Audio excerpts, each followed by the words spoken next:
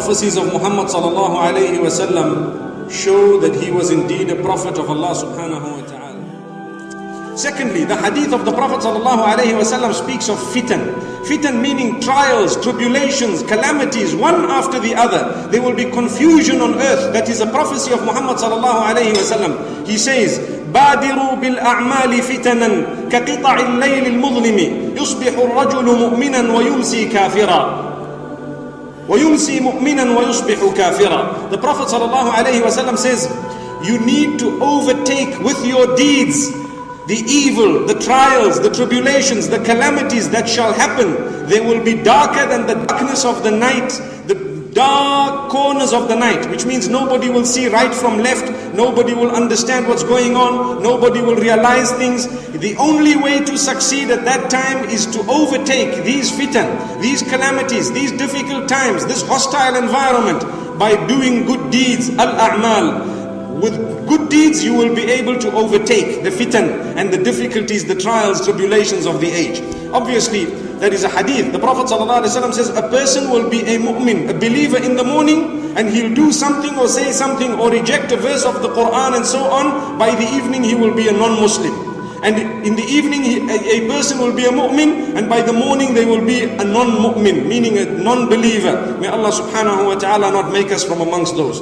Then he says in a hadith which is reported in Tabarani by Ibn Abbas radiallahu anhu, that the Prophet ﷺ once made a dua, powerful dua. He says, Allahumma barik lana fi sa'ina wa muddina. Oh Allah, grant us barakah in our measurements. Sa' is a measurement, and a mudd is also a measurement. A sa' is slightly bigger than a mudd. A mudd is like a handful. So, oh Allah, give us barakah in our sustenance, in other words. And the next part of the dua, he says, وَبَارِكْ لَنَا فِي شَامِنَا وَيَمَنِنَا. And Ya Allah, grant us barakah in the northern part of this region and in the southern part of this region. So that is what we call Palestine, Palestine and so on, Sham, Lebanon, Syria, those countries. And towards the south you find Yemen, and the term is used Yamanina. Grant us barakah in this region. And you know that Islam has spread in the entire region. So one of the companions said, وَفِي عِرَاقِنَا. What about our Iraq, Ya Allah? Which means towards the east, Ya Rasulullah sallallahu alayhi wa sallam. What about towards the east? Do you know what he said? Allahu Akbar. He says, إِنَّ بِهَا قَرْنُ الشَّيْطَانِ وَتَهَيُّجُ الْفِتَنِ. Allahu Akbar. In Iraq there are the horns of the devil, and it is a place where the fitan will commence. Look at this. What a prophecy. This is reported in Tabarani years ago. There will be fitan in Iraq. There will be difficulty, calamity. That started at the time of the Sahaba radiallahu anhum, Ali ibn Abi Talib radiallahu anh, and the others. And you and I know of the battles that took place in Kufa with the grandchildren of Rasulullah sallallahu alayhi wa sallam and his own daughter. May Allah subhanahu wa ta'ala protect us. To this day, there is a lot of fitna there. What we learn from this is that it is a prophecy. The Prophet sallallahu alayhi wa sallam already told us that towards that region of the east, there will be great difficulty. There will be a lot of fitan. We ask Allah subhanahu wa ta'ala to protect us. Another prophecy, another sign of Qiyamah, istidhafatul mali wa man'u sadaqah. There will be lots of wealth. People will become loaded. They will be so rich that nobody will take zakah. To the degree that when you go to people with your wealth and you tell them, this is zakah, we'd like you to take it, he'll say, no, I don't need this wealth. Allahu Akbar. We come to see that the weather patterns will also change according to the hadith of Rasulullah sallallahu alayhi wa sallam. You will have severe winters, severe summers. You will have lots of hurricanes, tornadoes. Look at what's going on as we are speaking in some countries of the world. May Allah protect us. You will have floods. You will have lots of rain, but no produce, no crop from that rain. You see, rain is such, the right amount will bring about the correct amount of crops. If you have too little, you have no crop. If you have too much, you also have no crop. Subhanallah. May Allah subhanahu wa ta'ala protect us, and may He not punish us with the rain. So much so that in another hadith He says, the Arabian Peninsula will become green and it will blossom again. Subhanallah. Today there are golf courses in the Middle East, and there are gardens that are more plush than those that myself and yourselves have. May Allah subhanahu wa ta'ala grant us an understanding.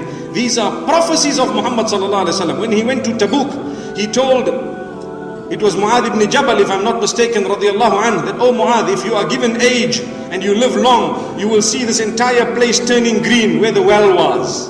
And subhanallah, to this day, in the middle of Tabuk, there is a huge green garden, and that's where the well was. Allahu Akbar. It's a prophecy of Muhammad sallallahu alayhi wa sallam. Then there is a hadith which says, by Abu Hurairah radiallahu anhu, the Prophet sallallahu alayhi wa sallam says, إِذَا ضُيِّعَتِ الْأَمَانَةُ فَانْتَظِرِ السَّاعَةِ. When trust has been lost, then wait for the hour. Which means, closer to the time, there will be no more trustworthy people on the earth. Not at all.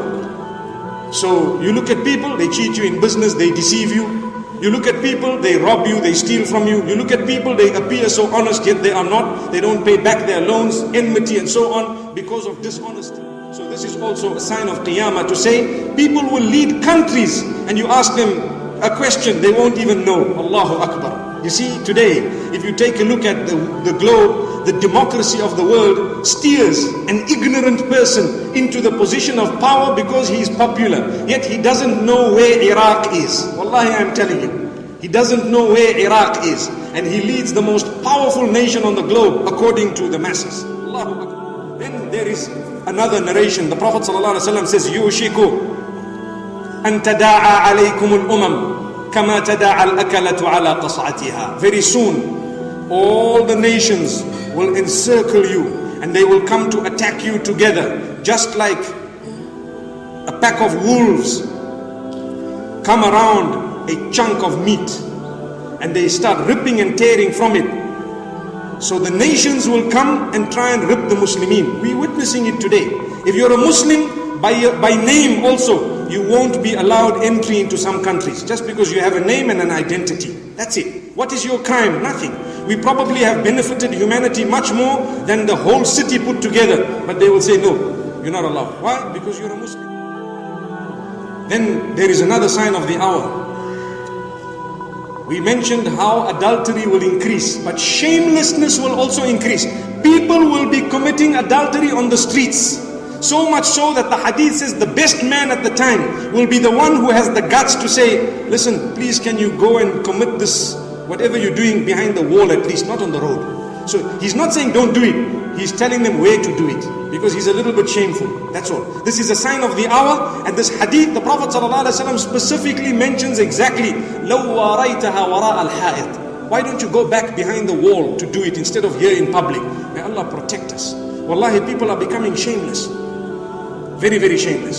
Then there is a hadith, the Prophet ﷺ speaks of لا يبالي المرء أمن الحلال أكل أم من الحرام. A person will not be bothered whether they are eating from haram or halal. I'm not even bothered. So riba and interest will be eaten by everyone, and those who don't eat it, they will get the scent of it. They will be forced to deal in one way or another in such a way that they have smelt it. May Allah subhanahu wa ta'ala protect us. We've arrived at that age.